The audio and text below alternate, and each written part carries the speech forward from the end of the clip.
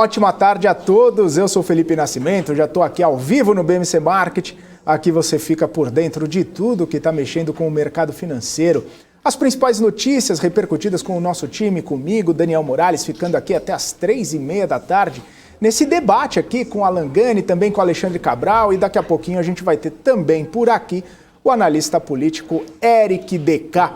A gente fazendo um balanço de tudo que está acontecendo nessa segunda-feira, dia 4 de outubro, segunda-feira já começando com o mercado bastante aí movimentado, um dia de perdas bem expressivas na Bolsa, a Bolsa que já chegou a tocar ali os 109.978 pontos, mas agora operando aos 110.184 pontos, caindo 2,41%, praticamente todos os ganhos que tivemos no pregão de sexta-feira ficaram para trás e hoje a Bolsa aí cai bastante, seguindo, claro, uma tendência internacional. A gente viu os mercados asiáticos caindo nessa segunda-feira, fechando em baixa, o mercado japonês, o mercado de Hong Kong, né, o índice Hang Seng, fechando em queda também. Na China, como é feriado, não teve pregão, isso tirando um pouquinho também de liquidez dos mercados asiáticos. Porém, o índice Hang Seng fechou em baixa, muito também provocado por conta da questão da Evergrande, que não teria pago mais parcelas ali dos credores internacionais, segue com problemas financeiros, segue com problema de liquidez e isso acabou pesando também. Só que, além desses problemas financeiros, a Evergrande nessa segunda-feira não negociou, não teve negociação dos papéis da Evergrande no mercado lá de Hong Kong, sem informar nenhum tipo de motivo, sem falar o que estava acontecendo, simplesmente a empresa não negociou os seus papéis. E aí, já provocando, né, repercussões internacionais, porque a gente sabe que uma crise na Evergrande poderia afetar vários mercados globais, justamente por conta dessa dependência e também de vários fundos, vários mercados que acabam atuando no sistema de incorporação e no sistema de construção da China, inclusive com a Evergrande. Mas, além disso, além da questão da Evergrande, a gente vê outras situações também acontecendo em todo o mundo. Hoje mesmo, né, a gente estava falando dos Estados Unidos, o presidente Joe Biden falou que não pode garantir que não vai haver calote da dívida. Ele fez um apelo para que os republicanos saiam do caminho e deixem os democratas elevarem o teto da dívida. Ele diz que um calote levaria a economia americana ao precipício. Diz que os Estados Unidos nunca falharam em pagar as dívidas e isso é o que define a economia americana, isso que define os Estados Unidos. Ele falou que os republicanos estão fazendo um bloqueio aí perigoso, suspendendo essa votação, essa elevação do teto. A gente sabe que na última semana houve um acordo ali para poder fazer, né, para evitar o shutdown, mas o presidente Joe Biden, os democratas querem elevar um pouco o teto da dívida. Dizem que isso é uma questão de solvência, é uma questão para pagar as dívidas que já tem e não para abrir novos espaços em orçamento, para fazer novas contratações, para fazer novas dívidas. É simplesmente uma questão de pagamento que o mundo inteiro está passando por uma situação problemática, mas os republicanos estão ainda um pouco com o pé atrás para poder promover essa elevação da dívida. Além disso, no cenário doméstico, a gente tem aquela questão envolvendo o ministro da Economia, Paulo Guedes, também o presidente do Banco Central, Roberto Campos Neto, aquela reportagem feita por jornalistas internacionais, um consórcio de jornalistas internacionais, que mostraram ali que o ministro e também o presidente do Banco Central têm ou teriam contas offshore, empresas offshore em paraísos fiscais, e isso poderia representar um grande problema, conflitos de interesse que abalaria bastante, inclusive, o próprio governo e todo o sistema da economia brasileira, justamente por conta que eles que acabam formulando, eles que acabam ditando ali regras, né, da economia e políticas econômicas. Isso chamado de Pandora Papers, né, trazido ali pela revista Piauí, também a Agência Pública e o site Poder 360 e Metrópolis. Essa foi a questão que a gente vai debater, inclusive, com o Alexandre Cabral e com o Alan Gani, né, o presidente do Banco Central, também o ministro Paulo Guedes, soltaram notas falando que todas as contas, todas as empresas foram registradas, são informadas ali no seu imposto de renda e que isso já teria, né, sido base, teria sido feito escrutínio dessas contas aí, também já teriam sido levantadas essas questões, mas que efetivamente isso não se daria de uma forma ilegal. Enfim, dito isso, temos vários assuntos aqui para repercutir com o Alan Gani e também com o Alexandre Cabral. Também vamos falar do Boletim Focus, que trouxe mais uma projeção de alta da inflação, né? A inflação aqui medida pelo IPCA chegando a 8,51% no Boletim Focus, embora a gente já tenha comentado aqui que essa inflação está mais para casa dos 9 e poucos por cento ali, chegando no final do ano. E claro, a gente vai repercutir com eles questão também de perspectiva de PIB, revisão de meta Selic, entre outras coisas, além de tudo que a gente fala sempre sobre as empresas. Deixa eu só dar um giro aqui pela Bolsa. Eu falei da Bolsa brasileira, que agora está caindo 2,32%, mas as bolsas internacionais também operam em dia de baixa. Eu falei das bolsas asiáticas, as bolsas europeias fecharam todas no patamar negativo. DAX na Alemanha fechou em queda de 0,79, FTSE no Reino Unido em queda de 0,23, CAC na França em queda de 0,61%. Nos Estados Unidos, a queda é um pouco mais acentuada. O índice Dow Jones caindo 1,21%, S&P caindo 1,49% e a Nasdaq sendo derrubada em 2,38%. Também puxada aí por esse movimento do Facebook, né? Facebook caindo bastante nesse pregão de segunda-feira. A gente comentou aqui um pouco de instabilidade no Facebook, Instagram, WhatsApp, fora que no Facebook também saiu uma reportagem ontem com uma ex-funcionária falando sobre questões internas, que isso também pode estar afetando a empresa, também pode estar repercutindo negativamente no pregão dessa segunda-feira.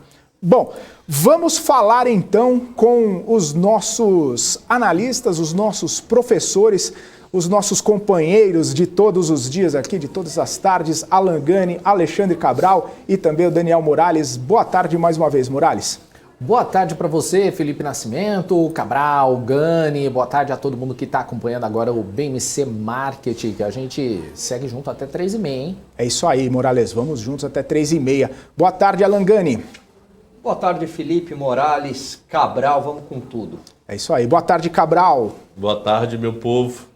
Tudo em ordem? Tudo tranquilo. Maravilha. Paz. Final de semana com muitas mensagens de amor. Foi muito legal. É isso aí. Assim que é bom, né? Exatamente. Assim que é bom. Todo mundo se amando, isso é muito importante. Maravilha. Gabinete do amor. O gabinete do amor. Aí sim, hein? Gabinete do amor. O amor move montanhas. Depois de rodízio, é a palavra mais bonita da língua portuguesa, sem dúvida, é amor. Sensacional. Pessoal, vamos começar falando um pouquinho sobre essa questão aqui de Pandora Papers, né? A gente comentou aí toda essa questão no final de semana, a gente viu a reportagem trazida ali sobre contas offshore do ministro Paulo Guedes, também do presidente do Banco Central, Roberto Campos Neto, e havia aquela sensação, ou pelo menos aquela expectativa de será que isso vai movimentar o mercado? Será que teremos desdobramentos desses assuntos? Pelo menos a gente já viu alguns partidos, alguns políticos falando em CPI, falando em convocação, falando que isso seria um absurdo, enfim. Eu queria saber a opinião de vocês, como que vocês viram essa situação, se isso já é um tema antigo que acabou já sendo esclarecido, se existem elementos novos, enfim, eu queria saber de vocês como que vocês viram essa situação e possíveis reflexos, possíveis impactos aí no pregão de hoje, que talvez não tenha nada a ver com isso, né? Mas é fato que a Bolsa não está segurando. Quem começa? Vamos lá. Cabral. Vamos lá. São dois casos diferentes, né? Primeiro o seguinte, do Roberto Campos Neto, ele ele sofre duas legislações. Uma do funcionalismo público e uma segunda do próprio Banco Central, funcionário de Banco Central. E pelo tudo que está indicando, todos os documentos que ele está mostrando, caso dele é 100% resolvido. O que é o caso dele 100% resolvido? Ele tinha uma conta no exterior, que é nada demais, qualquer um pode ter, literalmente qualquer um pode ter. Só você botar no teu imposto de renda, acabou. O problema é zero ter conta no exterior. Só que a conta dele no exterior, ele tinha contas abertas quando ele assumiu o Banco Central. E, se eu não me engano, eram 3 ou 4 contas, 2 ele fechou e 2 ficaram abertas. Só que as 2 que ficaram abertas, ele não fez nenhuma transação financeira no período. Então não podemos considerar como nenhuma informação privilegiada ou algo se a conta está congelada. Uma alegação que alguns falam é que ele poderia ter feito que nem o Meirelles fez na época que ele assumiu o BC. Meirelles, na época que ele assumiu o BC, ele tinha uma conta trilionária do Boston, né? Não precisa dizer mais nada. Tá escada a conta dele ser algumas vezes a conta do Roberto Campos Neto, porque o cara foi presidente mundial do Boston. Então a vida dele era exterior. A vida dele não era Brasil. A vida dele era dólares. Aí ele faz um que chamam de trust cego, que ele passa um poder para uma outra equipe comandar durante o período que ele foi presidente do Banco Central. Mas independente do Roberto Campos Neto ter passado ou não, ele comprova que não teve nenhuma movimentação. O do Paulo Guedes, ele ainda não veio se declarar se teve ou não movimentação. Se não teve movimentação em nenhum dos 2 casos, diz que pode sofrer uma punição, mas uma punição ética. Do tipo, vão tomar um esporro, ele vai ter que publicamente falar desculpe e toca a vida. Se já teve movimentação financeira, aí o negócio é mais complicado. Paulo Guedes ainda não se declarou, Roberto Campos Neto já se declarou, mostrou todos os documentos dizendo, não tive nenhuma movimentação, pode ficar tranquilo, se precisar mais dados eu passo. Só um complemento com o que o Cabral falou, o Ministério da Economia, ele soltou um comunicado falando que o Paulo Guedes declarou à Receita Federal e aos demais órgãos competentes antes de assumir o cargo no governo federal, sua participação. Mas a declaração foi do Ministério, não do Não, mas a questão é a movimentação, né? A movimentação não foi falada. Se ele tiver e nada foi movimentado, sei lá, ele assumiu em janeiro de 19. Então, se ele não fez nenhuma movimentação de janeiro de 19 para cá, tem alguns advogados, tem uma reportagem bem grande no Poder 360 e bem legal, porque ele escuta vários lados. E ele diz o seguinte, se ele não fez nenhuma movimentação, o problema está mais para ético do que para financeiro. Então ele vai ter que falar, desculpa, tive a conta, apesar de declarado, a legislação inciso 5, eu acho, diz que eu errei, perdão. Se ele movimentou, aí pode dar um pouquinho mais de complicação, porque ele, teoricamente, ele não pode fazer movimentação financeira quando ele tem alguns cargos. Aí, cena dos próximos capítulos, né? Maravilha. E aí, Alan Gani? Eu acho que, vamos lá, né? Bom, primeiro, né? Esse documento aí que esse consórcio de jornalistas teve acesso, né? Mostrando contas offshore. Então, primeiro, como o Cabral colocou, você ter uma conta offshore, seja uma conta no exterior, uma conta de empresa, o que seja, uma empresa lá fora, isso não é ilegal. A gente repete isso e talvez seja até interessante a gente fazer um programa sobre isso, viu, Felipe, lá de quarta-feira, né? Porque tem muito mito em relação a isso, né? Você fala em trust, você fala em offshore, já dá um ar de ilegalidade. Não, é perfeitamente possível você ter uma conta no exterior, você só tem que declarar seus bens para a Receita Federal, e se você tem acima de $100 mil, você também deve declarar para o Banco Central numa declaração anual do Banco Central. Abaixo disso não precisa declarar para o Banco Central, para a Receita sempre. O Roberto Campos Neto, como o Cabral bem colocou, ele fechou a conta dele, ele tinha um patrimônio ali em torno, acho que de $1 milhão, né? Então, no caso dele, está mais tranquilo. Em relação ao Paulo Guedes, além de ele ter declarado para a Receita Federal, ele também comunicou o Conselho de Ética Pública. Então, dizendo, olha, eu estou assumindo um cargo público, ele é uma pessoa politicamente exposta e eu tenho essa conta aí no exterior. Né? Qual que é o ponto aí? Né? Que isso, em tese, pode gerar um conflito de interesse. Por que um conflito de interesse? Porque, por exemplo, ao ser ministro da Economia, você poderia... Conselho Monetário Nacional é a principal dúvida que o povo tem. Oi? Porque ele via Conselho Monetário Nacional, ele pode mudar a regra. Isso, de você pode offshore. mudar uma Aí mudança você de ferra. regra de imposto. Não só pelo Ministério, é mais pelo sim, Conselho. Conselho Monetário Nacional. Aí você pode ter lá, enfim, uma mudança de regra, né? Como na reforma tributária, né? Houve uma mudança de regra em tributação do exterior, então de 15% a 27% poderia caindo para 6%, enfim. Mas também não depende só dele, isso também está dependendo do Congresso Nacional. Então, enfim, acho que tem que apurar. É claro que nesse xadrez político, a oposição vai usar isso como uma arma política para desestabilizar governos, desestabilizar o Paulo Guedes. O Paulo Guedes, em contrapartida, vai dizer que isso aí também não tem nada a ver, que ele declarou lá para o Conselho de Ética Pública, enfim. Vamos ver aí cenas do próximo capítulo. Maravilha. A gente até pode repercutir também com o DK, né, com o Eric DK, que está chegando aí daqui a pouquinho, porque a gente sabe que a gente precisa ter um andamento da agenda econômica, a gente fala sempre aqui das reformas, está tendo essa questão dos precatórios também, que precisa ser resolvida rapidamente, e aí entra mais uma situação aí para o Paulo Guedes acabar se desvencilhando também, e tendo que explicar, acaba gerando um desgaste, né, porque querendo ou não, o ministro Paulo Guedes, que está por trás ali, fazendo articulação e conversando com o Congresso, buscando colocar ali na mesa e nas votações essa pauta para a economia deslanchar, para a gente conseguir caminhar, né, com a questão econômica aqui no Brasil. E aí ele tendo esse empecilho, tendo essa pedra no caminho, aí acaba atrasando um pouco mais toda a pauta, toda a agenda, tudo que precisa ser feito. Né? Vamos lembrar que essas questões políticas, então por isso que a gente tem que olhar isso com muito cuidado, né? Porque vocês lembram lá em 2017, famoso dia 18 de maio do Joesley Day, né? Então, houve um vazamento para a imprensa, né, numa matéria do Lauro Jardim, dizendo ali que tinha uma delação que ia cair a República, né? No caso do presidente Temer.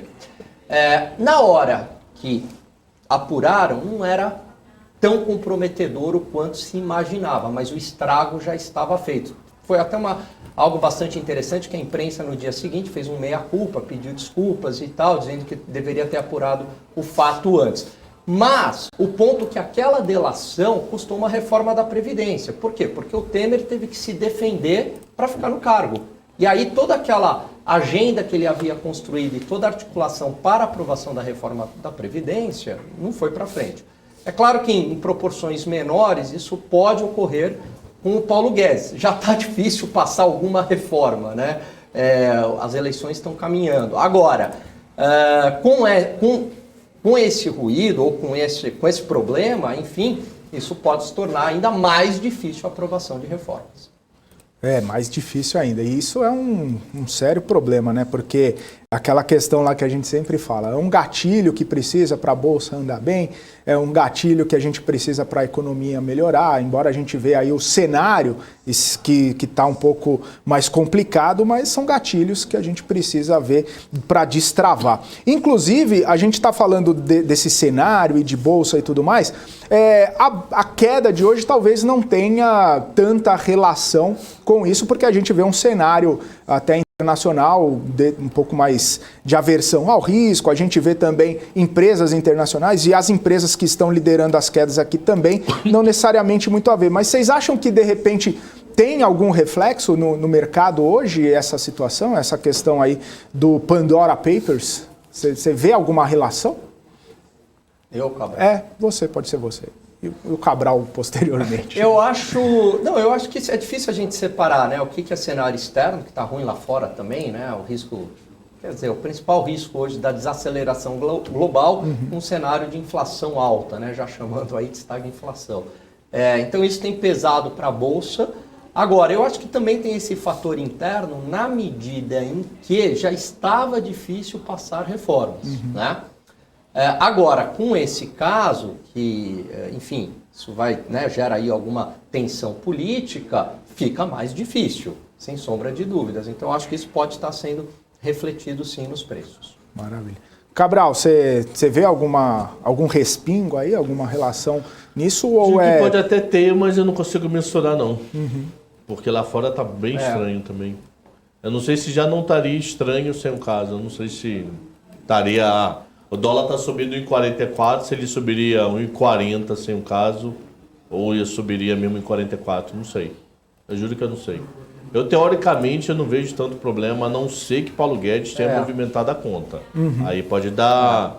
Não expulsão, acho que ele não perde o ministro, mas pode dar pano para muita manga. Enfraquecer, né? Igual agora, o Temer, fica lá, vai, não vai. Se ele não mexeu, toca a vida. Roberto Campos Neto já morreu para minha história. O problema é só a dúvida do Paulo Guedes. Maravilha. Vocês estavam falando sobre o cenário externo, um pouco mais cedo eu estava falando aqui das bolsas, principalmente lá nos Estados Unidos, com queda bastante acentuada. Tá um risco grande ali, né, em relação às contas públicas, em relação ao aumento da dívida. Uma coisa que eu achei interessante, o Joe Biden falou que não pode garantir que não vai haver calote da dívida.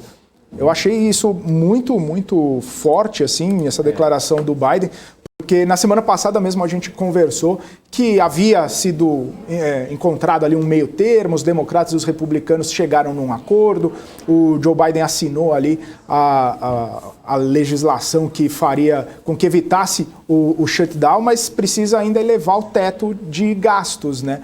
E falar que não pode garantir que não vai ter um calote, isso aí é perigoso, né? Eu achei irresponsável a declaração dele, né? Porque mexe com o mercado e, enfim, isso nunca aconteceu. Acho que isso é muito, muito improvável, né? Mas ele acaba botando ali fogo no cenário político. Enfim, essa situação já foi vivida pelos Estados Unidos em anos anteriores, já teve shutdown da máquina pública e o problema foi resolvido, né?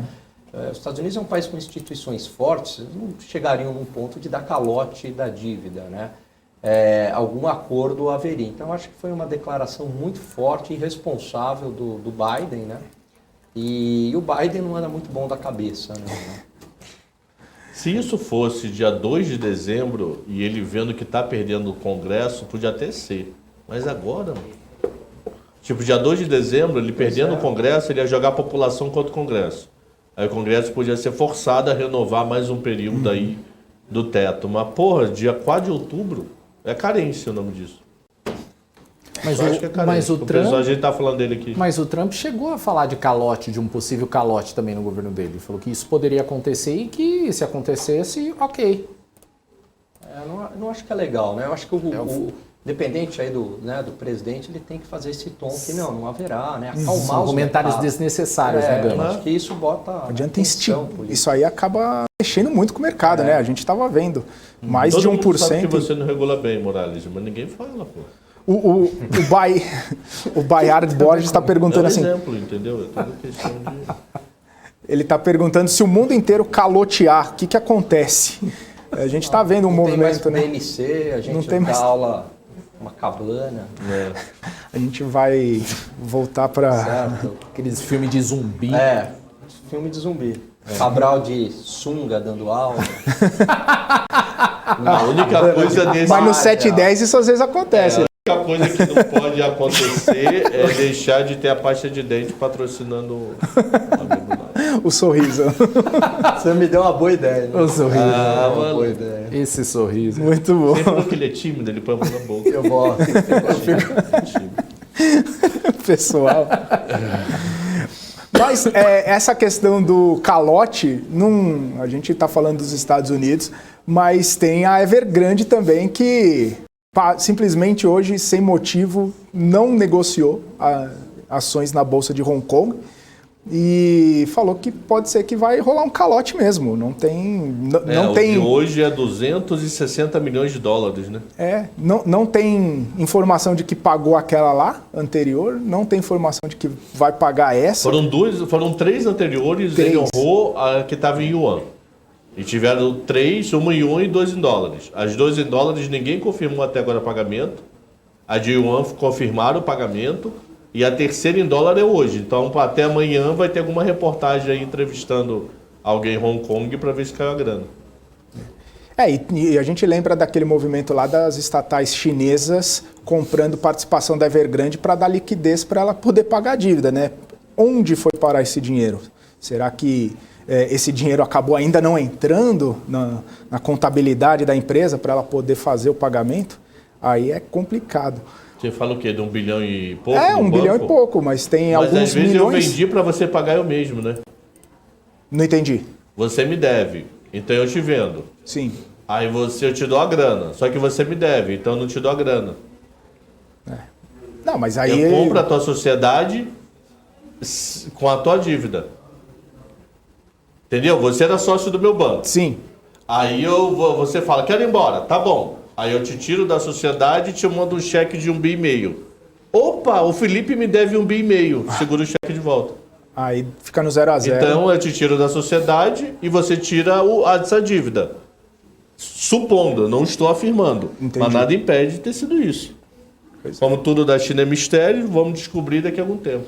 Vamos descobrir só Eu não quando... perdi o negócio É aqui. aquele famoso devo não nego? Vem pra cá, eu tô vendo espelhado. Ah, mas esse devo não nego aí é complicado, hein? Já ouvimos algumas vezes isso. Inclusive recentemente, né? Esse devo não nego aí é complicado. Bom, eu estava aguardando aqui para falar com o Eric DK, ele está quase entrando. Eu não queria mudar de tema assim antes da gente falar com o Eric, porque vamos falar de política com ele, mas eu acho que a gente pode falar um pouquinho, que até para entrar no assunto com o Eric DK, sobre a medida provisória da crise hídrica, né? Deixa eu ler uma notícia aqui para vocês, porque aí, enquanto isso, o Eric DK já vai entrando, a gente já pode pegar até esse gancho para ele. Porque o relator da medida provisória, que estabeleceu aí algumas medidas para o enfrentamento da crise hídrica, deputado Adolfo Viana, diz que a proposta de estender benefícios para a cadeia de carvão natural saiu de conversas com o próprio Ministério de Minas e Energia. O relatório, apresentado na última sexta-feira, atende à demanda recorrente de deputados da região sul, incluindo a prorrogação do subsídio ao combustível fóssil. Nesse prazo, o benefício para a cadeia vai continuar a ser rateado entre todos os brasileiros. Ele disse que todas as emendas, né, e as sugestões que podem alterar o texto original foram discutidas com o Ministério de Minas e Energia, comandada por Bento Albuquerque. Segundo ele, nenhum acordo foi quebrado com o governo e 100% das emendas foram discutidas, que não teve nenhuma que ele incluiu sem o crivo do Ministério de Minas e Energia. Essa é uma questão importante porque hoje cedo houve uma conversa de que alguns jabutis, né, como seriam chamadas aí algumas emendas que não teriam uma relação direta com o objeto do relatório, poderiam trazer custos adicionais de até 46 bilhões de reais para o governo. E isso seria um grande problema, porque essa medida provisória seria colocada ali para melhorar, né, para dar alguma solução para a crise hídrica, para tirar um pouco do peso da crise hídrica, e isso acabaria trazendo mais gastos do que o necessário. Então, essa é uma questão que a gente ainda fica monitorando, que é bastante importante, porque esses jabutis trariam mais gastos do que o necessário. A gente já tem o Eric para poder bater um papo com ele, aí eu chamo ele, chamamos todo mundo aqui também para tratar desse assunto. Eric DK, seja muito bem-vindo, ótima tarde para você. Olá, Felipe, olá a todos que nos acompanham, uma boa tarde. Boa tarde. Ô Eric, aproveitar que a gente está entrando nesse tema aqui, né, da medida provisória da crise hídrica, queria saber como que você está vendo essa situação, esses jabutis, né, uma questão bastante importante, né, ter jabutis que acabem trazendo mais gastos para o governo, 46 bilhões ali de gastos, seria um problema a mais ali a ser enfrentado num contexto tão mais amplo da crise hídrica que já precisa de um enfrentamento, né, Eric? Pois é, Felipe, e eu acredito que esses jabutis não foram negociados com o governo, porque tem esse impacto que você falou. Tem vários subsídios aí para toda a cadeia do setor elétrico e energético, que eu acredito que não estavam previstos aí quando o governo encaminhou essa proposta aqui para o Congresso. Até porque existe uma lógica, Felipe, se fosse já para prever esse impacto no orçamento, o governo já tinha trabalhado isso antes. Ele não seria, então, durante esse processo, que ele entraria em acordo com um impacto desse tamanho de 46 bilhões. Não acredito que tenha ocorrido uma negociação. Eu acho que vem no bojo aí dessa questão do Congresso tentar dar uma resposta para as questões que envolvem tanto combustíveis, energia, de uma forma geral. A gente vem já numa toada da semana passada, que foi aquela aprovação do Vale Gás. A aprovação do Vale Gás também passou aqui pela Câmara sem nenhum acordo ali com a equipe econômica, porque o impacto é grande também. 50% agora do botijão de gás vai ter que ser compensado pelo governo. É uma proposta que está quicando ali no Senado, então acho que é dentro desse pacote de questões energéticas que a gente está vendo aí cada vez mais ganhar tração aqui na Câmara. Então, com relação a essa MP, existia uma expectativa de ser colocada ela em votação no dia de hoje, mas eu estou aqui no Salão Verde e aqui a movimentação está bastante baixa. A única previsão de reunião é uma reunião no final do dia com o Arthur Lira para tratar de outros temas que a gente certamente vai comentar aqui. Maravilha. Ô, Eric, outra questão que a gente estava até comentando mais cedo, eu queria saber a sua percepção aí de Brasília, você está no Salão Verde, né? Como que está essa questão do ministro Paulo Guedes e também do Roberto Campos Neto? A gente discutia, né, essa questão das offshores, do Pandora Papers, né, divulgado ontem. Queria saber como que você está vendo essa situação direto aí de Brasília. Tem algum impacto? Tem alguma questão que está além daquilo que a gente já acabou comentando por aqui? Como que você está vendo isso? Felipe, a informação saiu praticamente no final de semana, então a Brasília estava desmobilizada. Eu acredito que a gente vai começar a ter alguma reação política ao longo do dia de hoje. Mais uma vez, as coisas devem acontecer aqui em Brasília mais para o final do dia, quando alguns líderes começam a chegar, e aí eu acredito que a gente vai ter uma repercussão maior. A questão central, na minha análise, é que falta esclarecimento se essa questão do offshore foi legal ou ilegal, tá? A princípio parece que foi legal, a princípio parece que não tem nenhuma ilegalidade. E não tendo ilegalidade, é vida que segue, as coisas vão continuar acontecendo aqui em Brasília. Entendo, aí eu acho que já é, sim, um barulho bastante grande para o Paulo Guedes, está nesse momento tentando negociar com o Congresso vários temas sensíveis. Se ele carrega essa questão junto com ele, eu acho que vai pesar bastante, inclusive pode até tirá-lo de algumas conversas importantes, inclusive pode até colocar ele em segundo plano, o que enfraquece, então, alguma das agendas dele. Então, eu acho que a gente tem que esperar para ver mais desdobramentos com relação a essa questão em si, para ver se foi legal, se foi ilegal, porque o fato de ser offshore não quer dizer que foi ilegal, e a gente vai ter que esperar. E tem um outro ponto também, Felipe, que eu acho que a partir disso também vai ter outros desdobramentos, que é o pronunciamento dele, né? A gente sabe que do lado do Congresso fica o Ministério da Economia, tem a turma lá de jornalistas que já está na porta esperando ele chegar, justamente para abordar esse tema. Ele ainda não se pronunciou, o presidente do Banco Central ainda não se pronunciou também, falta então esse outro lado ainda para a gente ouvir, para a gente ver como é que vão ser os passos aqui, porque a partir disso também podem surgir novos elementos, e aí a gente pode ver se a gente está caminhando para uma crise de fato, ou se as coisas vão ficar aqui só com essa primeira notícia. Só para complementar, o presidente do Banco Central está com todos os documentos entregues no Senado, né? Então ele prova que não teve nada. A dúvida é se Paulo Guedes movimentou ou não nesse período. De Roberto Campos Neto, acho que já está totalmente resolvido. Pode dar burburinho por dar, para não ter assunto.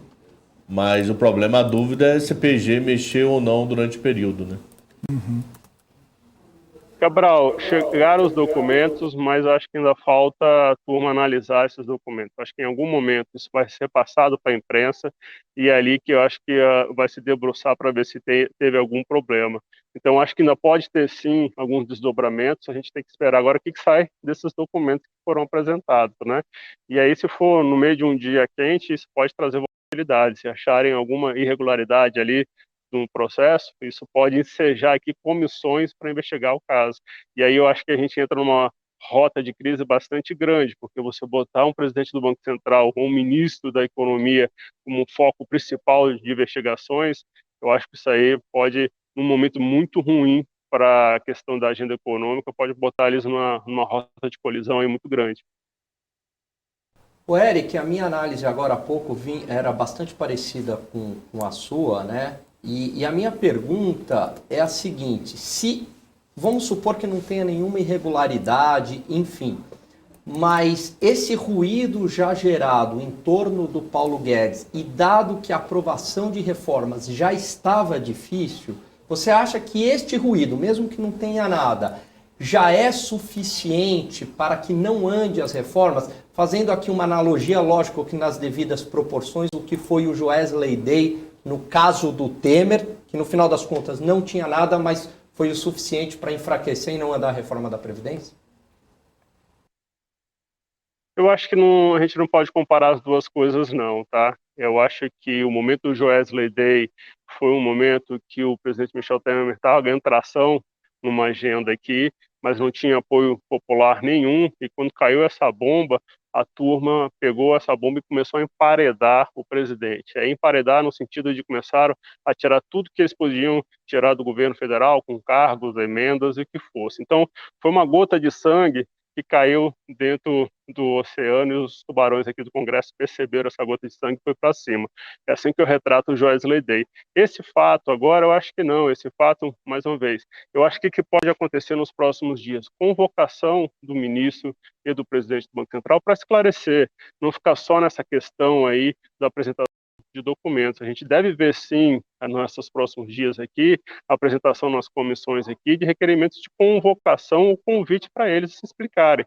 E aí a gente vai ter que ver como é que vão ser essas explicações e os desdobramentos disso. Então, assim, eu acho que não tem o mesmo potencial, tá? Falando de uma forma bastante objetiva, tem esse fator de que ainda não se sabe se foi algum movimento ilegal ou legal, mas é fato que neste momento em que se discute uma agenda econômica, de certa forma, enfraquece sim o Paulo Guedes aqui no front, aqui no Congresso, tendo em vista que ele que muitas vezes vinha para cá, se não vinha para cá, recebia a turma para negociar. Então, assim, coloca ele stand-by, e como a gente olha para o calendário, a gente vê que não tem mais tempo para um stand-by no meio desse caminho, né? Então, assim, na minha leitura, atrapalha um pouco a questão da agenda econômica, é uma agenda econômica que já está bastante conturbada aqui, já bastante atrapalhada para avançar. Ô Eric, eu queria avançar em outro tema agora, questão dos precatórios, né? A gente sabe que essa semana aqui pode ser uma semana um pouco mais decisiva, pode sair algum acordo, pode sair algumas definições importantes, justamente até para andar com essa agenda que a gente estava comentando aqui. Como que está essa questão aí? Você acha que essa semana a gente consegue ainda vislumbrar alguma questão, alguma sinalização aí de que as coisas podem estar mais encaminhadas? Felipe, antes de entrar aqui no programa, eu conversei com a assessoria do deputado Hugo Mota, ele é o relator, ele está em trânsito, ele sai lá da Paraíba e está vindo para Brasília, e há uma expectativa aqui com a apresentação do relatório no dia 6, tá? Na quarta-feira. Por que isso? Na quarta-feira se encerra um prazo de 10 sessões, que é um prazo mínimo aqui para se apresentar um relatório na comissão especial. Então, ficou-se criada essa expectativa de que ele ia apresentar no prazo mínimo. Nessa conversa que eu tive com a assessoria, eles me disseram o seguinte: Eric, a gente ainda está estudando, a gente ainda está avaliando o texto, apesar de ter esse prazo, o relator nunca colocou uma data justamente para não ficar negando aí qualquer possibilidade de adiamento da discussão. Então, esse prazo ainda está em aberto, apesar de quarta-feira ser um prazo importante, a gente vai ter que monitorar para ver se tem avanço, e é certeza que vai ser apresentado esse relatório na quarta-feira. E um outro ponto, Felipe, que é muito importante, que a gente está acompanhando em cima, é a questão da expansão aí do auxílio emergencial, que poderia ser inserida ali uma emenda estendendo o auxílio emergencial até o ano que vem, até abril do ano que é muito esdrúxulo, né? O que ficaria muito esquisito, até porque essa PEC foi criada justamente para reestruturar o Bolsa Família, para substituir o auxílio emergencial. Aí, no mesmo tema, a gente está falando de reestruturação de Bolsa Família e extensão do auxílio emergencial, é uma coisa que está bastante truncada, também não está bastante falta de informação ainda sobre isso. Eu acho que o governo tem que se colocar melhor e os parlamentares estão envolvidos nessa discussão também. Mas é um tema, sim, que deve ser acompanhado até quarta-feira, porque em saindo uma sinalização de votação, acho que vai ter bastante volatilidade no mercado financeiro. Na minha opinião, ainda está muito cedo para a gente ter um texto conclusivo, mas vamos acompanhar.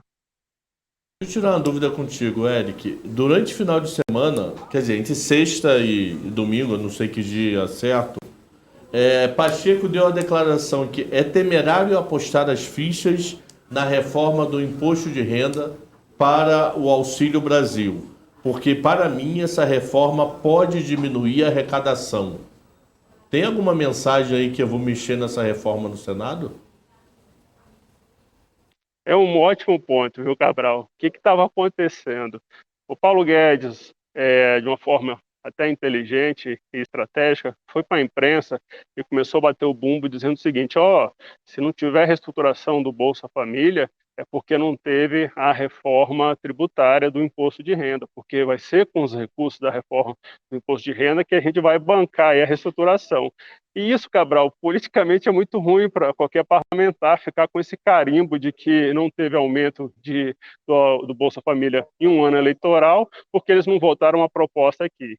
Só que a turma reagiu ali na primeira hora, na segunda hora ficaram meio atordoada, mas depois perceberam que esse é um discurso que o Paulo Guedes está utilizando de uma forma até esperta, porque assim como ele tem utilizado esse fator do que essa proposta do imposto de renda vai ajudar a bancar o novo Bolsa Família, ele também tem dito que vai ser bancado por meio da PEC dos precatórios. Aí, Cabral, a turma começou a olhar assim, mas afinal, qual vai ser a proposta que vai bancar o Bolsa Família, a reestruturação do Bolsa Família? E aí o Pacheco começou a empurrar o tema de volta para a PEC dos precatórios e tem focado ali. Porque desde o começo, Cabral, o Pacheco teve muita resistência a essa proposta do imposto de renda e ele só sinalizou que poderia dar alguma atração no Senado se realmente fosse a fonte fornecedora de recursos o Bolsa Família. Em não sendo, aí ele começou a colocar dificuldade, começou a colocar aí algumas barreiras e o que eu acredito que no final das contas vai prevalecer. Não deve avançar essa reforma do imposto de renda neste ano no Senado. Aí, só um segundo, rapidinho, um segundo. Aí, então ficaria tudo para 23, porque não tem papo, tem que ser o ano fiscal seguinte? Ficaria para 23 as principais reformas. A gente pode colocar nesse pacote também, Cabral, reforma administrativa. Reforma administrativa tinha uma expectativa muito grande porque ganhou tração nas comissões da Câmara, foi votada na comissão especial, foi, de certa forma, ajustada aqui com algumas categorias, só que quando foi para plenário, semana passada, não teve acordo entre as lideranças, não tem uma sinalização de que isso pode avançar. E tem um fator importante, Cabral, sabe qual é o argumento que eles estão usando? De que já está muito próximo já das eleições. Então, aquilo que a gente já vinha cantando há mais ou menos 2 meses, de que quando a gente chegasse em outubro, a chave aqui em Brasília ia começar a virar a chave político-eleitoral, a gente já está começando a ver isso na prática. A reforma administrativa não deve avançar no plenário da Câmara, porque o fator eleitoral já está começando a bater aqui nesse salão. Legal. O Eric, eu estava para te fazer essa pergunta semana passada, mas você estava em entrevista, né? Foi entrevista com quem mesmo? Com o cara do PDT. O Lupe. Flamenguista do PDT. Verdade. E é o seguinte, eu não sei se você acompanhou, no dia 20 de setembro, a deputada Janaína Pascoal colocou uma thread ali no Twitter dela, e eu achei bastante interessante, dizendo que tem deputados conservadores que acabam sendo expulsos dos seus partidos porque eles são identificados com o bolsonarismo, mas não necessariamente eles são bolsonaristas. Eles defendem ali valores de direita, valores conservadores, e isso tem impedido um avanço de uma terceira via. Essa cegueira, esse reducionismo tem impedido que surja uma terceira via, porque justamente a pessoa de direita é rotulada como bolsonarista, quando na verdade é possível você ser de direita e não bolsonarista. Como eu gosto muito das suas análises, eu gostaria de ouvir a sua opinião sobre isso. Gani, eu acho que a terceira via está posta, tá? O que não está claro é qual terceira via e quantas terceiras vias, tá? A gente vai ter ali um Ciro, que teve nas manifestações tanto de centro-direita, quanto no final de semana agora de centro-esquerda. A gente vai ter, sim, o Dória, que está trabalhando aí para ser o principal nome do PSDB, tem essa prévia aí com o Leite, essa disputa que vai acontecer, e a gente tem o Rodrigo Pacheco. Então, terceira via nós vamos ter sim, e aí eu acho que independentemente se vai ser uma questão conservadora ou mais voltada para o liberal, eu acho que a turma de centro vai tentar fazer uma mescla dos dois, tanto de conservadorismo em algumas questões que entram, questões religiosas, questões mais sensíveis, quanto na agenda liberal, que deles também conversa com uma agenda, que é até uma agenda atual aí do Bolsonaro, exceto o Ciro, que tem uma outra agenda na questão econômica. Então a terceira via está posta. Eu acho que agora falta só entender como eles vêm, qual é a agenda deles e se vai ter uma autofagia entre esses três candidatos ou se não, entre eles vai se despontar um que pode ser realmente a principal referência. Então agora a gente vai ter que esperar, acho que o time é o final do ano, é dezembro e janeiro, para as coisas ficarem cada vez mais claras. Até porque, e aí entra uma questão que o Cabral colocou, a partir de janeiro, o compromisso aqui do Congresso com as reformas é praticamente zero. Então, assim, isso vai também dar liberdade para alguns players começarem a se movimentar. E entre eles, o próprio Rodrigo Pacheco. O Pacheco não pode fazer muito movimento hoje, porque qualquer movimento que ele fizer vai estar atrelado a questões eleitorais, vai dizer que ele está barreirando para atrapalhar o Bolsonaro, vai dizer que ele não quer avançar com determinada pauta, porque isso pode ter dividendos político-eleitorais para o governo, então ele está meio que engessado no dia de hoje. Mas a partir do ano que vem, quando essa eleição tiver mais colocada no dia a dia da política, isso vai então aflorar cada vez mais. Então a gente vai ver cada vez mais movimentos nesse centro para entender para onde que eles querem ir. Que bom que você tocou nesse assunto aqui, essa pergunta do Gani muito boa também, que eu lembro que lá no 7 de setembro a gente conversou sobre o tamanho da manifestação, o apoio e tudo mais, e depois do dia 12 você falou assim, não, a gente precisa esperar a manifestação que está marcada para o dia 2 de outubro para a gente poder fazer um balanço aí, ver como as coisas estão desenhadas. Como que você viu esse dia 2 aí? Qual balanço você faz? Qual o desenho que você mostra aí para a gente? Filipão, eu acho que a gente olhando para essas três fotos, 7 de setembro, depois da semana seguinte a gente teve a manifestação da turma de centro e depois essa do final de semana agora, a gente tem com essas três fotos, a gente percebe que o Bolsonaro está com domínio da massa ainda, ele consegue levar a maioria da população ainda para as ruas. Então, assim, pode ser pelo fator governo, pode ser pelo fator máquina, pode ser pelo fator Bolsonaro, mas se a gente pegar as três fotos e olhar friamente, o Bolsonaro está em vantagem, sim. A foto que a gente viu, a segunda foto de centro, foi uma foto ainda muito, muito residual. Aquela manifestação que o Dória puxou, que o Mandetta puxou, aquilo ali mostrou um pouco do retrato da terceira via desse centro que eles estão capitaneando, muito, muito residual dentro ainda da sociedade. Não quer dizer que aquele é o tamanho exato, até porque essa faixa da sociedade, do eleitorado, de centro, normalmente não vai tanto à rua quanto a turma das extremas. Então, assim, a turma é mais resguardada. Até porque essa turma do centro também é uma turma que pende uma hora para a esquerda, uma hora para a direita, e são eles que decidem, e pode ser que nesse momento eles também tenham mais dúvida do que certezas do que está aí. Então, a gente viu aquela foto do Dória puxando ali, capitaneando em São Paulo, bastante residual. Agora, de ontem, a gente viu, na minha leitura, o PT não foi, o PT não aderiu, o Lula não esteve. Eu acho que eles fizeram uma leitura estratégica, tá? Eles perceberam que não ia ter o mesmo impacto que tiveram o Bolsonaro e não quiseram sair na mesma foto. Por quê? É fato que se tivesse ganhando tração na sociedade o impeachment, eles seriam o primeiro a puxar essa bandeira. Mas como não é uma pauta, não é uma agenda que está na sociedade, e eu falo isso porque eu acompanhei o impeachment que teve aqui da Dilma, e quando teve esse processo de impeachment, a gente via aqui na frente do Congresso manifestações em cima de manifestações, e não é o que a gente está vendo aqui no dia de hoje, manifestações apartidárias, manifestações de todos os lados. Então, assim, eu acho que o PT percebeu que não está ganhando tração esse tema, acho que o PT percebeu que não é uma agenda da sociedade e se tirou o corpo, porque sair nessa foto agora poderia também revelar um tamanho do apoio do PT, o tamanho do apoio ao presidente Lula. Então, assim, eu acho que foi por isso que estrategicamente eles não apareceram e não foi por uma questão outra a não ser essa. Então, na minha leitura, o Bolsonaro está, sim, ainda com o domínio dessa massa. Na exposição pública, né, quando você coloca o seu apoio, ele tem recebido mais apoio publicamente que os demais. Agora, vamos ver se isso vai se manter daqui para frente. Maravilha. Mais alguma pergunta? Eu tenho. Vamos lá, então. Duas perguntas. Primeiro, toda e qualquer reforma eleitoral para ano que vem deveria ter sido passada até sábado. Muda alguma coisa da última eleição para a próxima? O que passou? Não passou nada? Está tudo igual? O que foi aprovado no final desse rolo todo aí no mês de agosto e setembro? Eu acho que o principal para a próxima eleição vai ser a questão das coligações, tá?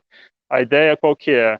A ideia é diminuir o fator das coligações, que são quando os partidos se unificam para apoiar um candidato. Então, não vai ter mais esse desenho das coligações. E tem um outro elemento que é muito importante, que é o da cláusula de barreira, que vai subir um pouquinho mais. O que é cláusula de barreira? A partir de agora, para existir aqui dentro do Congresso, vai ter que ter um limite mínimo de votos em determinados estados. Qual é a ideia disso? É tentar enxugar, Cabral, o número de partidos que existem para também diminuir a possibilidade de surgimento de novos partidos, a gente não ficar aqui com 70 partidos dentro do Congresso. Isso teve um total apoio dos grandes partidos, porque ao reduzir o número de partidos, você aumenta o fundo eleitoral, o fundo partidário para os maiores. Então, eu acho que a principal questão eleitoral do ano que vem vai ser isso, e a gente vai ver ainda, a gente está vendo um processo que deve se confirmar essa semana, que é de uma fusão do PSL e do Democratas, que não tem nada a ver com cláusula de barreira, porque eles já têm bastante suporte dentro da sociedade para romper essa cláusula de barreira, mas a gente vai começar a ver, Cabral, partidos tradicionais procurando também a fusão, para justamente conseguir o número de votos necessários na próxima eleição. E aí está falando de partidos tradicionais, como o PCdoB, a gente está falando do Partido da Marina, da Rede, a gente está falando de partidos históricos, como o PV, que vão ter que procurar aí, de alguma forma, se unificar a outros para ter mais capilaridade e, dessa forma, conseguirem voltar aqui para o Congresso ano que vem. Então, acho que quando a gente olha o resultado dessa reforma eleitoral, acho que o mais importante que a gente vai ter ano que vem é basicamente isso. E tem outro ponto que é super importante, que a gente não vai ter mais aposta no dia 1º de janeiro. A gente vai poder virar a madrugada tranquilamente. Eu falo isso porque quem é jornalista sempre cobriu a aposta no dia 1º de janeiro e sempre foi muito ruim. Eric, se fosse para apostar na aprovação de uma reforma, que já está difícil, qual que você apostaria? Para esse ano ainda, amor? Para esse ano, para esse ano. Esse ano é o deadline, né? Eu acho que não tem, Gani. Eu acho que a reforma administrativa que estava ganhando tração era que realmente poderia avançar. Eu acho que a gente não tem mais reforma esse ano, não. Não do tamanho que vinha sendo discutido. Pode ser alguma coisa bem residual, assim, o pessoal pega um pacote, faz um brulho bem bonito, mas quando você abre não tem nada. Pode ser que aí alguma coisa na questão da reforma tributária, mas do que a gente tem hoje aqui, com a estrutura que a gente tem, com o tamanho do debate que a gente tem, eu acho que a gente não consegue mais avançar, não. É aquilo que eu já venho batendo na tecla para vocês também. Daqui para frente, a boa notícia é não ter a má notícia. E aí, nessa questão, a gente sempre olha para questões fiscais, questões do teto, questões de gastos que podem surgir. Fiquem atentos a esses movimentos que o Felipe puxou na primeira pergunta deles. Esse movimento de Vale Gás, esse movimento de MP com vários jabutis, é aí que tem que ficar o olho do investidor, tem que acompanhar nessas questões, porque agora, no apagar das luzes do ano, no ano pré-eleitoral, que surgem várias criatividades fiscais. Então, são temas que vão surgir da noite para o dia e vão surgir de uma forma bastante séria. Então, com relação à reforma, Gani, eu não tenho tanta expectativa. Agora, a gente vai ter que monitorar outros temas que podem surgir, porque nesses outros temas, como essa MP que não estava no radar de ninguém, de uma hora para outra pipocou com 500 jabutis com impacto de 40 bi. Então é nisso que acho que a gente tem que olhar daqui para frente. Deixa eu tirar uma dúvida, complementando a pergunta do Gani. Então, provavelmente, não iremos mudar a regra de dividendos. Se não passa a reforma, continua dividendos isentos de R. Exato. Se não passa a reforma, a gente não tem mais mudança de dividendos. Lembrando que essa mudança de dividendos está dentro dessa reforma do imposto de renda. E tem um ponto que é importante também, Cabral. Há possibilidade de muitas alterações no texto no Senado. Então, vamos colocar um cenário bastante otimista. O relator da proposta quer votar isso em novembro. Isso vai ter que sair da comissão, depois tem que ir para o plenário do Senado. Isso vai levar ali mais uns 10, 15 dias no plenário do Senado. A gente então estica ali para o final de novembro. Quando a gente chega aqui, final de novembro, início de dezembro, Cabral, a turma aqui só quer saber do orçamento. E é aí que vai estar muito quente questões voltadas para o Bolsa Família, questões voltadas para vários benefícios que vão brotar. A gente vai voltar a falar de vários benefícios que vão surgir do nada aqui nessa reta final. Então, o foco deles vão ser esse. Vai ser justamente essa questão de dar uma resposta para os eleitores lá na base. Então, olhando para o calendário mais uma vez, num cenário muito otimista do projeto de que trata do imposto de renda, avançando no limite ali no final de novembro aqui lá no Senado, com mudanças, ele volta para a Câmara. E aí minha dúvida é, será que em 10, 15 dias de dezembro o Congresso conseguiria matar essa proposta de imposto de renda? Eu acho que não. Eu acho que tem muitas resistências, eu acho que ainda tem bastante obstáculos aí a serem vencidos. E você cantou uma pedra bastante importante, Cabral. Rodrigo Pacheco tem sinalizado que não gosta dessa proposta. Complementando, então como é que fica o Auxílio Brasil para o ano que vem? Da onde vem a grana? Aí a gente olha para a PEC dos precatórios.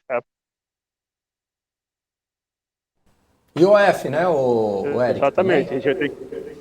No IOF até 31 de dezembro, né? Só se ele prorrogar o IOF. Mas ele pode, né? Pode, porque aí não precisa de Congresso. Exato. Exato, mas eu acho que a solução vai ter que ser construída pela PEC dos precatórios, tá? É ali que está tentando se discutir. Existe esse artifício, Gani, como você colocou, do IOF, mas um artifício muito, muito ruim. E se a gente entrar 2022 com esse tipo de dispositivo para pagar um auxílio, um Bolsa Brasil, um Auxílio Brasil, desculpa, vai ser muito ruim, porque lembrando a quem está nos assistindo, o aumento de IOF é temporário e o reajuste de Bolsa Família é permanente. E é aí que entra a grande questão. Então, eu acho que o caminho vai ser pela PEC, tá? E aí a gente vai ter que acompanhar qual vai ser o desfecho dessa PEC, quais são os jabutis, Filipão. A gente vai voltar a falar de jabuti aqui e vai ser nessa PEC. Então, o caminho, Cabral, quando você fala de reestruturação de Bolsa Família, eu acho que está ali nessa PEC e não no imposto de renda. Esse discurso de imposto de renda e PEC foi um discurso que o Paulo Guedes começou a utilizar para embaralhar o jogo, para pressionar o Congresso a avançar. Maravilha. Finalizamos, então? Eu teria mais, mas... Deixa pra segunda. Coitado do... O Eric, ó, só... é só pancada. Minha única dúvida seria, a última seria, Moro passou semana passada em Brasília. Foi produtivo ou não para a aliança dele ou não? Porque ele mora em Washington atualmente, né? Ele ficou uma semaninha lá em Brasília. Cabral, eu acho que ele está fora do jogo, eu acho que ele não representa uma terceira via também, que é uma pergunta que o Gani sempre traz aqui para a gente. Acho que não foi positivo, a gente não vê nenhuma sinalização de nenhum partido para abraçá-lo, e a gente também não vê na sociedade nenhum movimento no sentido de apoiá-lo, de querer ele como candidato. Então a gente teve essas manifestações recentes, ali eu não lembro ter visto nenhum cartaz do tipo Moro para presidente. Então, assim, eu acho que ele veio sentir o termômetro, temperatura aqui no Brasil, aqui em Brasília, e quando voltou para casa, voltou com um termômetro bastante frio. Ok. É isso então, Eric DK. Mais uma vez, uma ótima segunda-feira aí para você, ótima semana e nos vemos em breve. Provavelmente semana que vem, né? Emenda de feriado. Você vai tá em Brasília ou não? Não, eu estou aqui 24 horas. Eu tenho um ponto que eu queria bater para vocês, que é o seguinte: no final do dia de hoje, o presidente da Câmara vai se reunir para tratar da questão do ICMS. Ele passou o final de semana todinho discutindo essa questão. fiquem de olho, porque as reuniões devem ser já no fechamento do mercado financeiro. Mas a depender do que sair dessa reunião e declarações pós essa reunião, que deve ser no meio da noite, isso deve impactar, então, a abertura do mercado amanhã de manhã, porque deve tratar de questões aí que envolvem principalmente a questão do combustível e, logicamente, linkada à Petrobras. Então, fiquem de olho, porque tem essa questão do ICMS, é uma questão que o Arthur Lira vai querer avançar de alguma forma, ainda não sabe qual é essa forma, porque existem vários temas, mas é um tema, sim, para vocês colocarem no radar, e tem muito potencial aí de volatilidade. E assim eu encerro agradecendo aí ao Cabral, ao Gani, ao Felipão e a todos que nos acompanharam. Valeu, Eric. Só uma Obrigado. dúvida. Gente que agradece. Cara. Muito bem lembrado. Lira vai conversar com quem? Com os líderes, final do dia. Com quem, desculpa? O Lira vai conversar Líderes com quem na reunião? partidários. Tá bom. Líderes partidários, ok. Maravilha. Fechou, meu camarada. Fechou? Valeu, Eric. Obrigado aí mais uma vez. Um forte abraço para você. Até a próxima. Valeu. Tchau, tchau.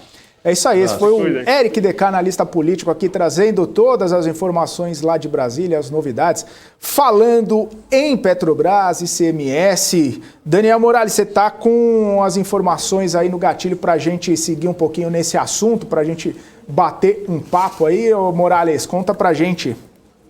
Eu tô aqui vendo o outro espantando moço. Que você tava assim, maluco. O Morales estava assim. Ó. Vamos lá. Olha lá.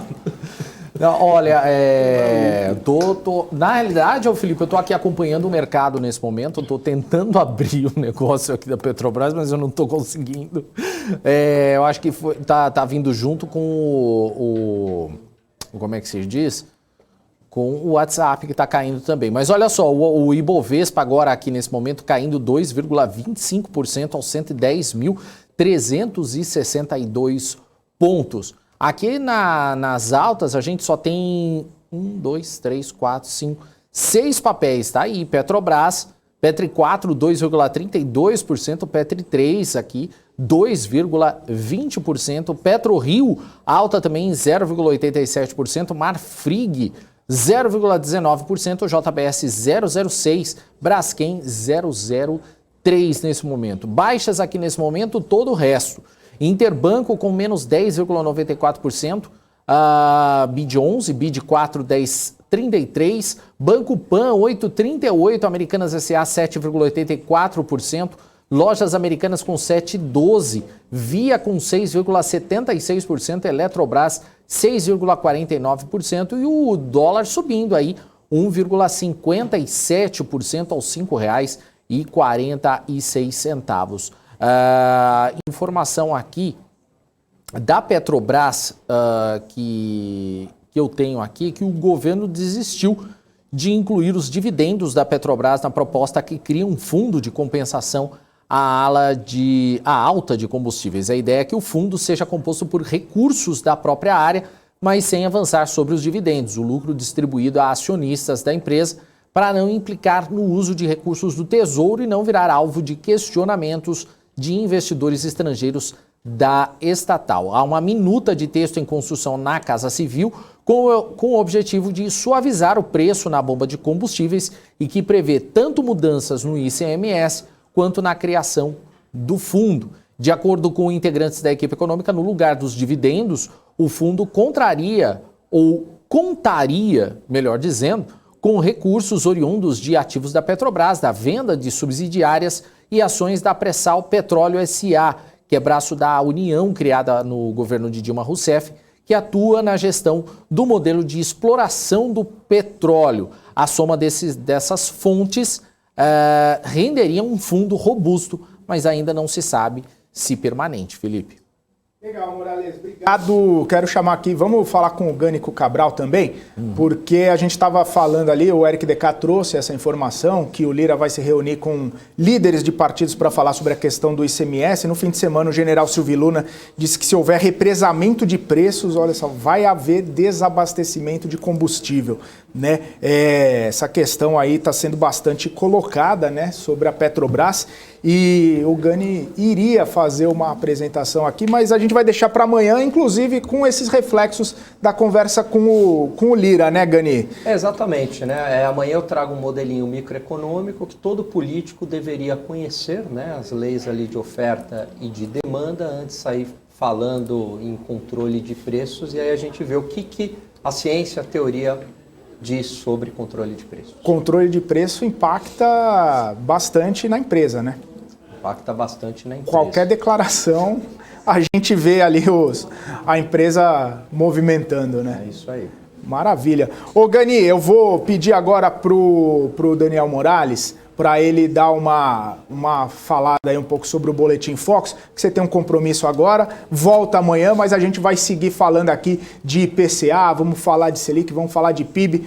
Cabral tem as tabelas aí também dele para explicar para a gente toda essa questão, mas abraço para você, Gani, até amanhã. Abraço aí ao Cabral, ao Morales, Rui das Neves dando um gás aí no chat, né? Senti falta do Helder, MPK, tinha uma galera aí que sempre tá, não vi hoje. Enfim, hoje é segunda e nem é de folga, né? Segunda. Vai se despedir com aquele sorriso esperto. Não deu, não foi dessa vez, viu, Cabral? Não foi dessa vez. Deixou o Gani tímido. Sou tímido. Ô, Morales, toca aí as informações do Boletim Focus aí pra gente entrar nesse assunto enquanto o Gani se despede. Valeu, fala lá. Vamos lá. O Boletim Focus do Banco Central elevou pela 26ª semana consecutiva a estimativa de inflação no país. O IPCA deverá fechar o ano com alta acumulada de 8,51%. A previsão dos economistas dessa semana é 0,06 ponto percentual, maior do que o da última semana. Há um mês, a projeção de alta era de 7,58%, quase um ponto percentual de diferença. Com isso, a diferença entre as projeções dos economistas para a alta de juros e o centro da meta de inflação para 2021 só aumenta. A taxa básica de juros da economia, Selic, utilizada como ferramenta de política monetária do Banco Central para conter a inflação, a estimativa permanece a mesma de 2 semanas. A Selic deve terminar o ano em 8,25%. Há um mês, a projeção era de 7,63%. Já o PIB foi mantido, 5,04%, Felipe. Maravilha, Daniel Morales. Muito bom você trazer aqui essas informações, porque o Alexandre Cabral tem aqui as tabelas e vai explicar para a gente aí esses dados aí. Ô Cabral, antes dos gráficos, como que você vê essa projeção do Focus aí? Primeiramente, a Selic já está dada, né? O Banco Central já deu muito a entender que é 1 em 1. Tá. Então, 1 em 1, 7,25, 8,25. Então, eu acho que o Focus não muda esse 8,25, pelo menos até a próxima reunião. Que é quando ele lança o comunicado, que ele pode dar a entender que na outra reunião suba 1,25. Na reunião de dezembro. Então, eu acho que o Focus vai ficar reto aí durante umas 4, 5 semanas em relação à meta Selic para 2021. Para ano que vem, nós podemos ter mudanças, né? Que aí vai depender de como sair IPCA nos próximos dias. Até para o ano que vem já está com 8,5, né? Mas é mais ou menos ali, 0,25 a mais do que esse ano. 8,5, porque eu acho que provavelmente o pessoal está esperando uma alta e baixa, né? Tá. Acho que o pessoal sobe até março, depois finalzinho do ano ele dá uma derrubada. Tá. Eu acho que não se pega nessa projeção nunca 9. A não ser que você tenha projeções trimestrais. O que é final de março, junho, setembro e dezembro. Mas como não tem, pode ser que dê aquele repique, né? Ele dá aquela subida e volta. Como eu pego o número de datas, eu não pego o que acontece aqui no meio, entendeu? Ô Cabral, até porque você falou a questão do IPCA, essa queda aí para o ano que vem, subir e depois descer, provavelmente é no segundo semestre, quando a inflação dá aquela arrefecida para chegar na meta que o governo tem estipulada ali, né? O teto da meta, né? Eu acho que na meta não chega não, mas trabalha entre a meta e o teto, há uma chance considerável para o ano que vem. Mais para o segundo semestre. Mais para o segundo semestre. Maravilha. Eu acho que até março está pressionado, depois de março aí vai depender de emoção de safra, petróleo e etc. Boa. Então mostra a tabela 1, Vamos lá. Gráfico 1, né? Eu esqueci, segunda-feira é só gráfico. No gráfico 1, esse é o... Esse é o gráfico 1, tá? Não, o gráfico 2, então. Deixa eu ver o 2. Que eu chamei tudo de tabela. Essa daí, ó. Essa daí que eu falo, aquela laranja ali é a meta Selic. Pode ver que ela tá uma reta, já deve ter uns 2 ou 3 relatórios em 8,25. E provavelmente ela vai ficar essa reta aí até o final, porque a expectativa do Banco Central é subir juros 1 em 1. O que está acontecendo é esse IPCA trabalhando por cima dela. Que a meta Selic, eu acredito que só o trabalho por cima do IPCA dá para fevereiro, março do ano que vem, considerando a expectativa de 12 meses, tá? Então, essa meta Selic IPCA. Agora sim, volta uma tabela, por favor. Essa aí é a expectativa do IPCA de ano que vem para esse ano. Deu uma pequena estabilizada, subiu, mas agora a subida é zero nada, imperceptível, o que o mercado está dando de piorada. É 0,01, 0,02 de uma semana para outra. E a terceira é o PIB. Tabela 3, por favor. Esse é o PIB do ano que vem e desse ano, que reparou também que deu uma estabilizada, desse ano trabalhando na casa, acho que de 5,04, se eu não me engano, esse número. Já está assim umas 4, 5 semanas. E do ano que vem estabilizou, tem umas 2 ou 3 semanas na casa de 1,74, 1,54. Eu não tenho de cor. E se vocês forem ver a última tabela, que é o acumulado do PIB de 2021 e 2022, ele também deu uma leve estabilizada. Então o mercado, acho que está esperando sair mais alguns dados aí de serviço, de comércio, para poder repensar o PIB para esse ano, para o ano que vem. É isso aí. Ô Cabral, sexta-feira tem a divulgação do IPCA, né? Temos. E aí, a gente viu aquela prévia lá do IPCA 15, a gente discutiu bastante sobre isso. Você acha que vai vir mais pressionada dessa vez? O Banco Central, fechado? o Roberto Campos Neto diz que deve ser a última inflação pressionada do ano, né? Ele acredita que a partir de outubro, novembro, dezembro, essa pressão em si acabe. Só que com esse dólar quase 5,50, não sei se vai acabar essa pressão tão cedo, entendeu? Esse dólar 5,50, petróleo subindo, crise de energia. Por exemplo, muita gente comemorando que choveu no final de semana. Eu gostaria muito de comemorar, mas tendo uma certeza que choveu no lugar certo. No lugar né? certo. Porque não adianta chover no mar. O que muda se chover no mar? Nada.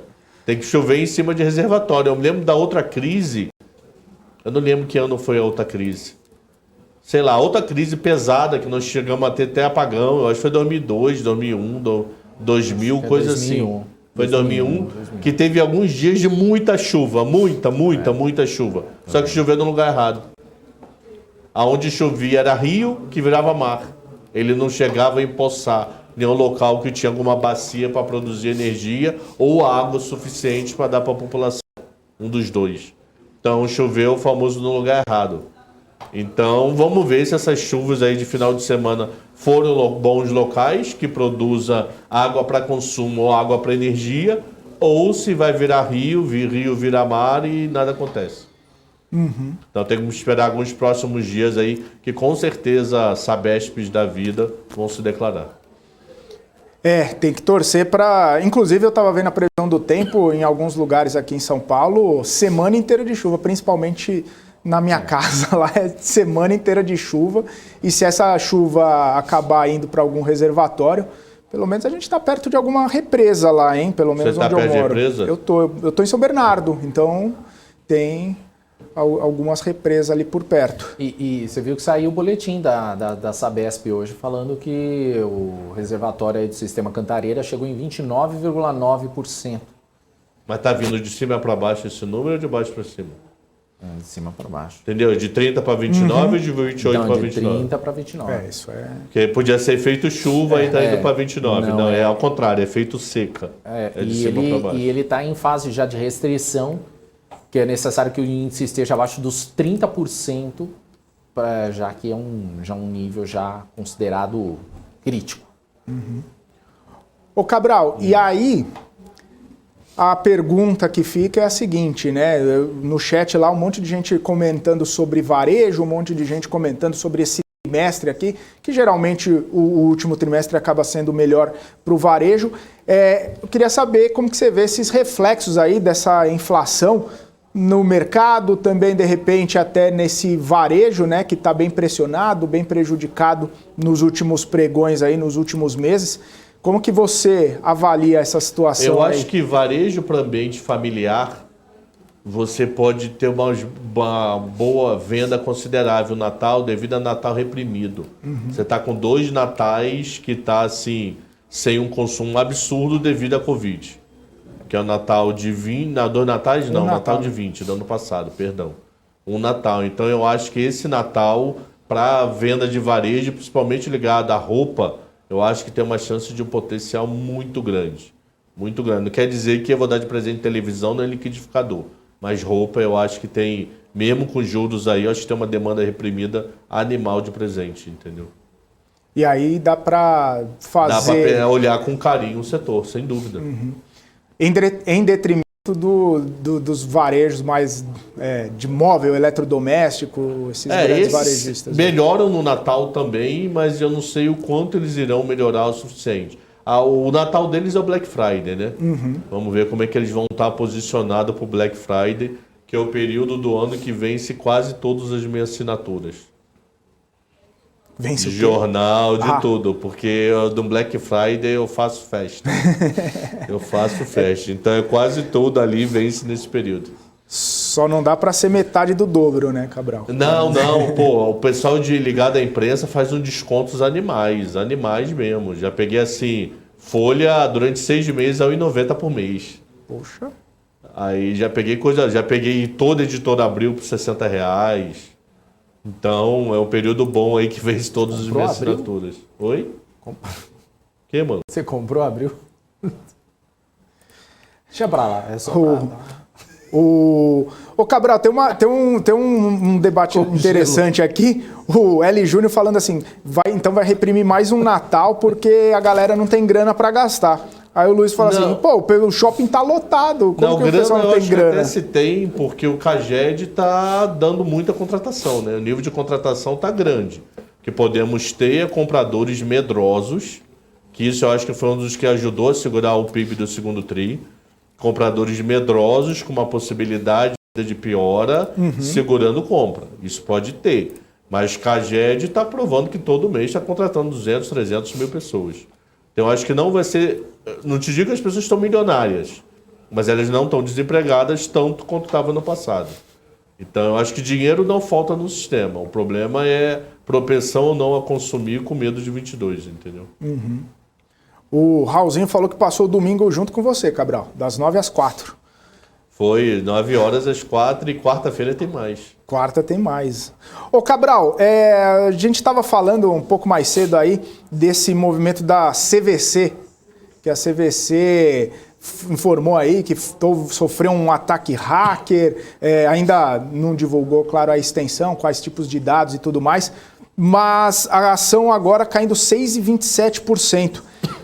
Isso aí é um problema que tem afetado aí várias empresas aqui no Brasil, né? Ataque hacker, e para piorar a CVC, pelo amor de Deus, tadinha da empresa, mano. É o final de semana anterior ao feriadão. Então, sabe aquele final de semana que você, sábado, conversa com a patroa, aí, pô, a gente não viaja desde fevereiro de 2020. Vamos pegar esse feriadão, consegue folga segunda? E aí, consigo, Paula, folga segunda?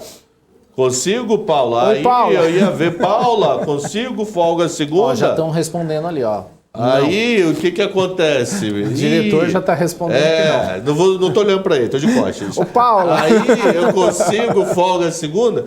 Aí, muita gente nessa folga segunda, sério, ia pegar final de semana para compra. Não compra internacional, aquela compra de você pegar hotel de 3 dias, 4 dias, vai de carro, desloca. Acabou. Cadê? Como é que eu ia comprar sem sistema, mano? Como é que ia comprar?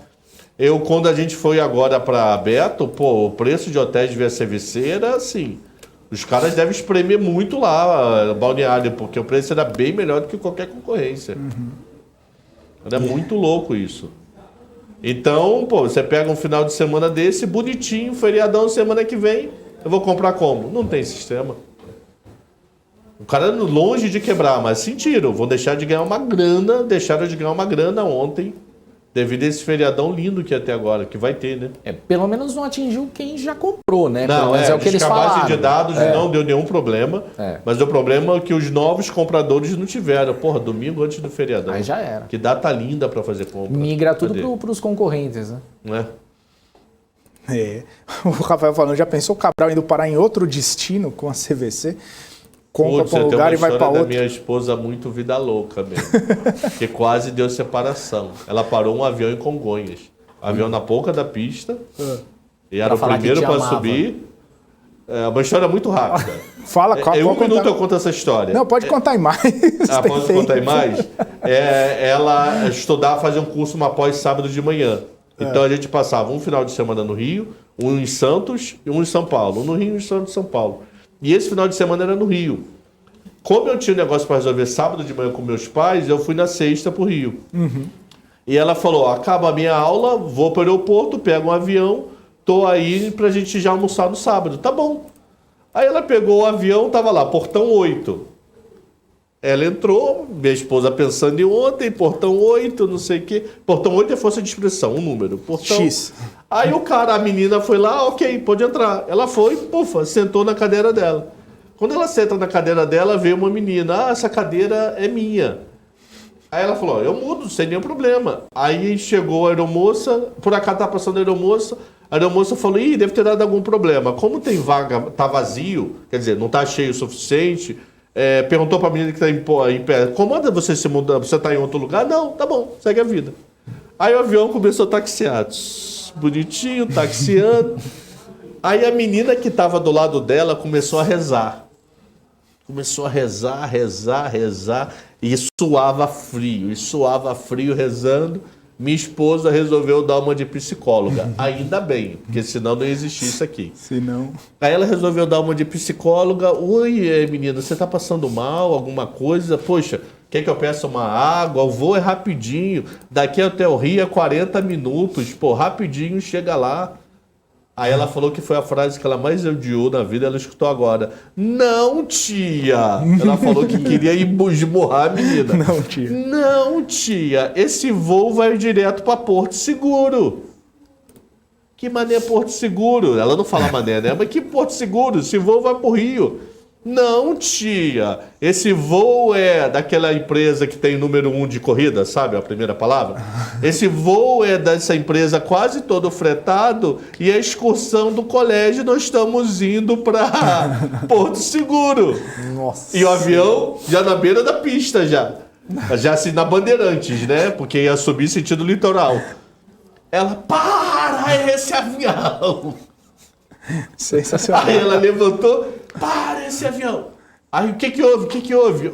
Pô, vocês estão me deixaram eu entrar, leram a minha passagem, pô, Rio de Janeiro, e vocês estão me mandando para Porto Seguro? Para esse avião. O maluco parou, porque o avião teve que taxiar pela pista. De volta. Para poder voltar. Aí ela só escutava, tia, parou o avião. Tia, parou o avião.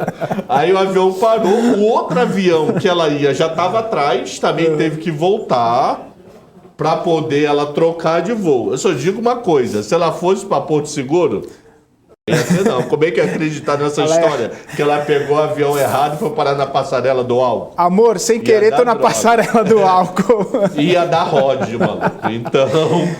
Então não ia rolar não, mas ela conseguiu trocar tempo. Ela falou que as maiores humilhações foi a menina do lado não tia e tia parou o avião. Ela renateou, né? É uma frase interna de interna vocês. que ela renateou. Então deve ter sido. Não necessariamente. Aí ela parou, ela falou que o curioso é que quando ela começou a berrar, ela via Bandeirantes. Era o primeiro avião para levantar. Nossa. Mas como ainda não levantou, eles e viram que estava errado, aí eles taxiaram. O problema é que eles tiveram que taxiar por dentro da pista. Nossa. Então parou no aeroporto, ninguém subiu nem levantava. Aquele avião andando lá para poder voltar. Se já tivesse levantado, iam fazer um pit stop no Rio de Janeiro só para deixar ela. Não, o problema é o seguinte, segue o voo. Se ela fosse para Porto Seguro e não tivesse voo de volta, aí que não ia... O Hamilton falando, resumindo, dá trabalho igual o Cabral. Cabral. Boa. O Rodrigo... Você contar a minha história de minha esposa aí de lua de mel. Uma rapidinha, lua de mel, perguntei para ela. Rapidinho? quer ir no patrão ou quer ir de mochila? Ela falou, qual é a diferença? 7 dias ou 25? 25. Ela, 25. Eu comprei a passagem de ida e de volta. Nenhum hotel reservado. Vamos pra emoção. Lá na hora a gente vê que cidade ficar. Isso no sul da Argentina, menos varada de frio, mano. Maneiro. Putz, vocês não sabem. Quase que eu vou ter esse parada. Que é isso? Em Bariloche nós ficamos em 2 hotéis em 3 dias. Porque tinha uma vaga num e depois só no outro. Mas vamos lá que esse programa sensacional. Na verdade, o programa já acabou, né? Ô, Cabral, agora tem day trade e só... Day trade com cara direto de Balneário Camboriú. Ó, sensacional. Pá, o cara é trade de Balneário Quem é? Camboriú. Fabrício Stagliano. Ô, Cabral, forte abraço pra você, então. Bom day trade aí pra você. E obrigado pelas histórias aí, que sensacional. Show de bola. E Morales, abraço pra você também. Abraço Nos vemos também, amanhã. só uma coisinha. Não vai ficar matando mosca não, né? Aproveitando essa queda do WhatsApp, Facebook, Instagram, mais uma notícia aí pra quem gosta do Telegram. Sim. Ele também está passando por instabilidades hoje. Então, se você estiver com problemas para mandar mensagem, também é problema no Instagram. No Instagram, mais conhecido como Telegram. Mas sabe o que o pessoal tá fazendo? Tá fazendo mensagem pelo Clubhouse. O Clubhouse tá bombando, maluco. Criaram grupos no Clubhouse do pessoal que não tá nem no Telegram, nem no WhatsApp. Que beleza. Não, e tem um negócio super inovador que inventaram agora também. Se você precisar falar com alguma pessoa, é só ligar. Né? Ligar. Tá. Alô? Cabral. Valeu, Cabral. Abraço, Felipe. Abraço pra você. Enquanto o Cabral vai trocando de lugar ali com o Daniel Morales para apresentar o The Trade, eu vou dar um giro de mercado aqui, falar um pouquinho. Muitas pessoas estavam perguntando aqui sobre Banco Inter, né? O Banco Inter, olha só, caindo nessa segunda-feira aí, 12,82% BID11 e caindo 12,19% o BID4, né?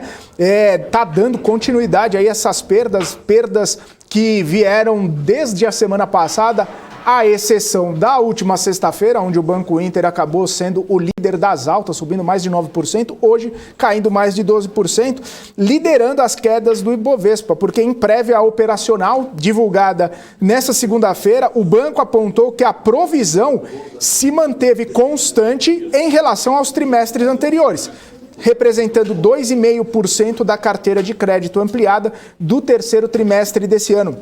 No comunicado ao mercado, o banco disse que o mercado não aceitou muito bem essa prévia operacional. Na verdade, esse é o head de renda variável do Monte Bravo, tá? Bruno Madruga, falando que o mercado não aceitou muito bem essa prévia operacional, porque a expectativa dos grandes bancos comerciais é uma diminuição dessas provisões. Mas o Inter veio com uma manutenção nesse sentido. Além disso, também pesou um dia que o mercado está todo risk-off, né? Com maior penalização do setor financeiro, especialmente para esses bancos médios, juntamente com a notícia que também influencia aí a compra da Mosaico pelo Banco Pan. Essa notícia aí é bastante impactando o mercado, né? Mosaico e Banco Pan. Inclusive, Mosaico, eu estava olhando aqui, a Mosaico nesse momento está caindo está subindo 10,06% aos R$ 13,89, mas está devolvendo praticamente ali 8% do gap de abertura, tá? Até um pouquinho mais, abrindo 8% do gap de abertura, porque na sexta-feira fechou ali próximo aos R$ 12,62, tá? E aí hoje o Mosaico abriu em 15,11 R$15,11, e aí está caindo 8% aos R$ 13,90. Deixa eu dar uma olhadinha em Banco Pan aqui. O Banco Pan, nesse momento, está caindo 9,36% aos R$ 15,69. praticamente aí essa movimentação do mercado. Mas é isso então, pessoal, só falando um pouquinho sobre a Bolsa, falando um pouquinho sobre toda essa movimentação, a gente volta amanhã com o nosso BMC Market, trazendo aqui todas as repercussões, as notícias, com as análises do Alexandre Cabral, também do Alan Gani e, claro, sempre com o Daniel Morales aqui. Eu vou ficando por aqui, mas sigam com a gente, porque a gente tem uma programação ainda extensa ao longo dessa segunda-feira. Forte abraço a todos, vou ficando por aqui. Tchau, tchau.